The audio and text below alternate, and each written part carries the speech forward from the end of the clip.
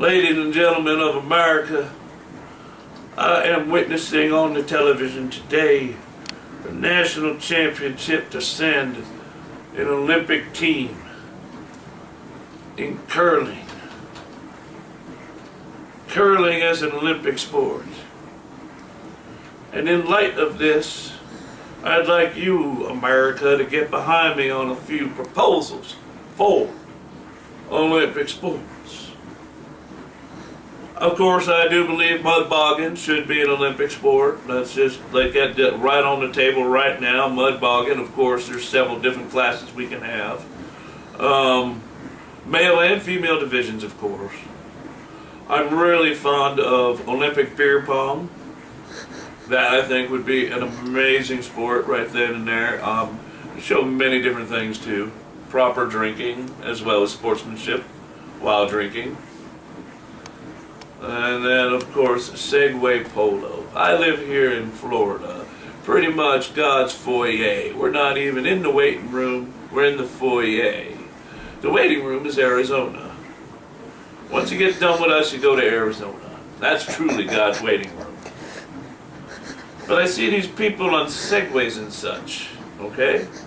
And I'm thinking, seguay polo.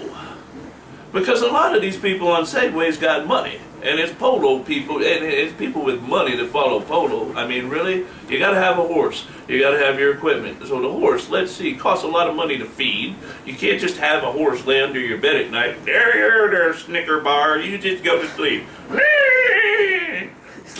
Mom, Snicker bar pooped on the floor again. You know what to do, honey. Throw a blanket on it. That's right, until Dad gets home. He'll clean it. No. You gotta have a polo pony somewhere and rent, And so it's one of those money things. You gotta have money for that. But a lot of people can get them, and a lot of people can afford them. And if they learn how to design them better and make them more effective and more, they can make them even sleeker. I'm talking about seguay polo. That's right, ladies and gentlemen, seguay polo. You get out there with your and all that kind of stuff. Think about it. PETA, people eating tasty animals, as well as people for the equitable treatment of animals, can get behind me on this. Horses aren't going to be used in polo. It'd just be seguays. Solar recharging. There you go. Completely green Olympic sport.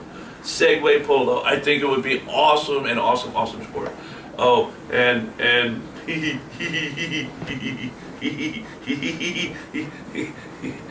I personally have always thought it should be an Olympic sport to change a baby that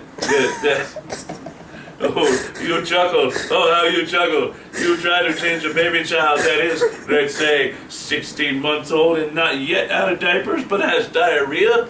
Yes? Yes? Okay, I can see it now. Okay, here it is. It's just like gymnastics, right? Mary Beth. They all have these weird names, these cutesy names. Mary Beth, it looks like Michael's in the final step of getting ready to open that diaper up. He's fully prepped.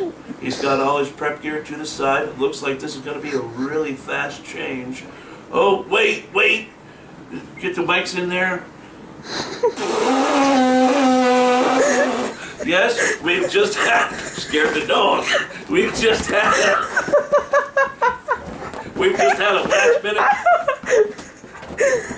a late second entry into the diaper. He's reaching for more wipes. I don't know. What is the limit on wipes? Mary Beth, what is it? Well, I'm checking on that right now, and it appears that the legal limit on wipes for one diaper change, according to International Olympic Committee rules, is actually 14. I do believe they do account for diarrhea. Well, let's just hope this kid didn't hit the buffet line. All right, he's ready to start. He's doing the tapes, and there he goes. My goodness, did you see that one motion? the complete wipe and swoop. He got about 95% of all that there, and let's just hope he gets it on the baby. Oh, Mary Beth, look at the baby's face. Oh, I know what that means. He's only got seconds still. He may end up with a dirtiness penalty if he doesn't get that diaper on. He's wiping like mad now. I think he's on his 7th. No, he's on his 8th wipe. This. Oh my gosh, the tension is building. If he uses one more wipe, the Russians will get the gold. There's perspiration on everyone's brow. He's going for it. He's got the powder. He's got the diaper rash cream. They're in. They're on. He's going for the final step. Oh, the tape.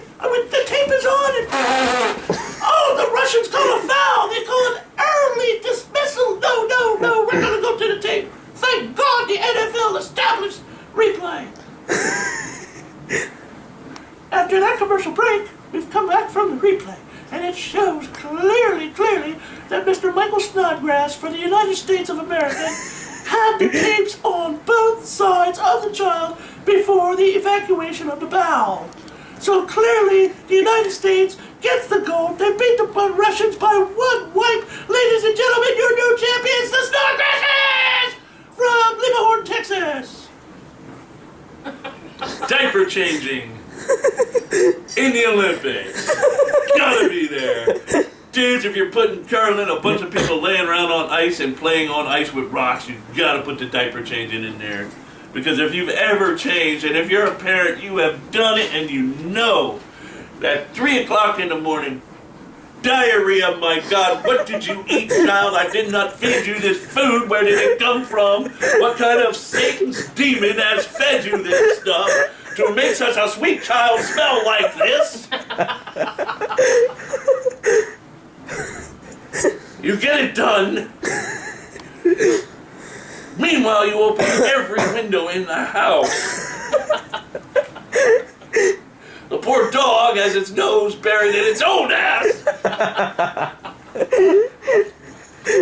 Please let me go out. I promise I'll be good. What did I do? I'm sorry. I can't help it. And that is the night that it rains and you got 4 feet of water on the curb that nobody's fixing between the trash cans and that bag of poop in your hand. You fling it. If it hits the trash can, it hits the trash can. If it doesn't, it's 4 o'clock in the morning. I'm not going to pick it up. Nobody else would either. Oh my goodness, Olympic diaper changing. Ooh. And then poop flinging for probably the next sport. Can you imagine them? Oh my gosh, here we go. Just like gymnastics. Here we go. Okay, when they get to oh my gosh. When like they pick the dives? In diving, they pick the dives, you know? I'm ready to do a double, triple, somersault, flop, tui, jizma whiz. And they do it. And the difficulty is based on the dive. Alright? So here, let's replay the finals. Alright, ladies and gentlemen, the U.S. is up for their final attempt. They're behind by only 3 points on the Russian team. Vladimir and Bloguski Jones. Snodgrass is up. They're conferring with the judges. It looks like I can't believe their bravado. I can't believe this bravissimo this couple is showing. They're going for twins. They're going for a twin diaper change. This adds to the difference. No way. I'm sorry. Triplets? Are you kidding me? They're going for a triplet change. It's never been performed in the history of the Olympics. A triplet change. My goodness. And they're going to add to the difficulty. Really, I can't believe what's coming in. They're having to tell. They're taking 18-month-old triplets, yes, that have eaten at the buffet, yes, at the Dirty Sanchez Mexican restaurant, and they love jalapeno. Well, I'm terribly sorry, but this could get very dangerous. Really, the difficulty level has just gone through the roof on this one. I think they're only taking 1/10 off because the children are gringos and not really Mexicans. And don't eat the really hot foods. Yes, that's it. This is going to be a triple diaper change of 18-month-olds. The official difficulty rating is at a 74.6 to the 10th power.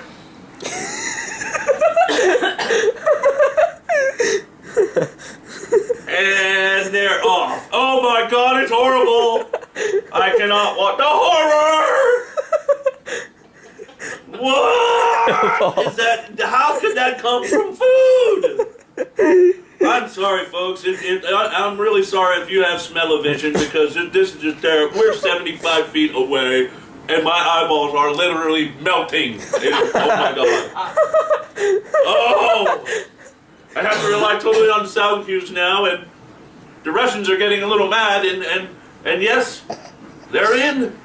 The time is good. Wipes used are good. Technique and flair. Yes, ladies and gentlemen, the United States of America, the Snodgrass couple. Gotta talk without breathing. The Snodgrass couple has won the gold in the diaper changing Olympic Championship. Brought to you by Sishu. Okay.